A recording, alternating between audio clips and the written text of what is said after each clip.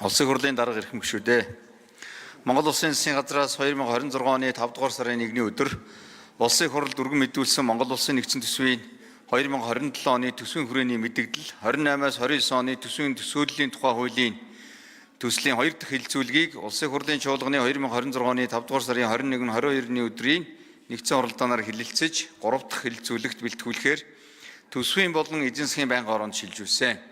Төсвийн болон эзэн засгийн байнгын ороо 2026 оны 5 дугаар сарын 26-ны өдрийн хамтарсан хуралдаанаараа дээрх хуулийн төслийн 3 дахь хэлэлцүүлгийг хийж Монгол Улсын хурлын чуулганы хуралдааны эдийн тухай хуулийн 64-1-4 заасны дагуу төслийн эзэн хувилбарыг бэлтгэн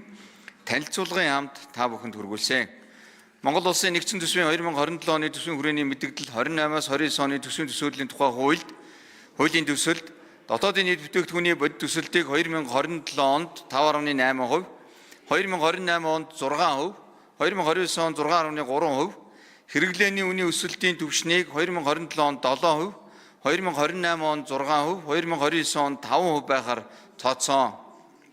Мөн макро эзэн засгийн үндсэн үзүүлэлтүүдтэй уялдуулан нэгдсэн төсвийн тэнцвэржүүлсэн орлогын доод хэмжээг 2027 онд 34,780 сая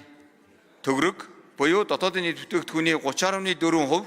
нэгдсэн төсвийн зарлагын дээд хэмжээг 2027 онд 36,493 сая 400 мянган төгрөг буюу дотоодын нийт бүтээгдэхүүний 31.9%, нэгдсэн төсвийн тэнцвэржүүлсэн тэнцлийн алдагдлыг 2027 онд 1,713 сая 400 мянган төгрөг буюу дотоодын нийт бүтээгдэхүүний 1.5%-тэй тэнцэх засгийн газрын үрийн дээд хэмжээг 2027 онд 57,114 сая 900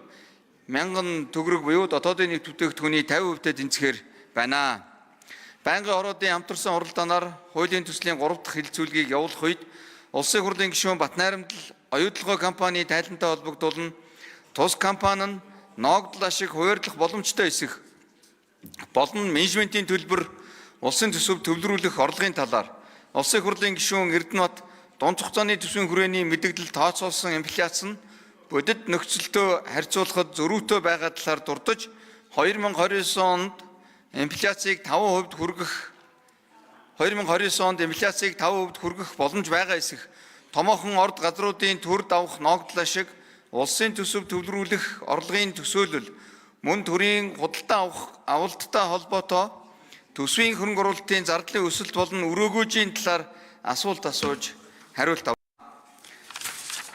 Нэгдсэн хуралдааны 2 дахь хэлэлцүүлгээр олонхын дэмжлэг авсан саналгүй тул төсвийн доктортой байдлын зөвлөлөөс Монгол Улсын хурлын чуулганы эдийн тухай хуулийн 64-р зүйлийн 64-1-5 заасны дагуу төсвийн доктортой байдлын тухай хуулийн 6-р зүйл заасан тусгай шаардлагад нийцсэн эсэх талаарх дүгнэлт гаргаагүй болно. Улсын хурлын эрхэм гишүүдээ Монгол Улсын нэгдсэн төсвийн 2027 оны төсвийн хүрээний мэдээлэл 28-аас 29 оны төсвийн төсөөллийн тухай хуулийн төслийг 3 дахь хэлэлцүүлэгт бэлтгэсэн талаарх төсвийн болон эзэн засгийн байнгын орооны танилцуулгыг хэлэлцэн шийдвэрлэж өгөхийг та бүхнээс хүсье. Анхаарал хандуулсанд баярлалаа.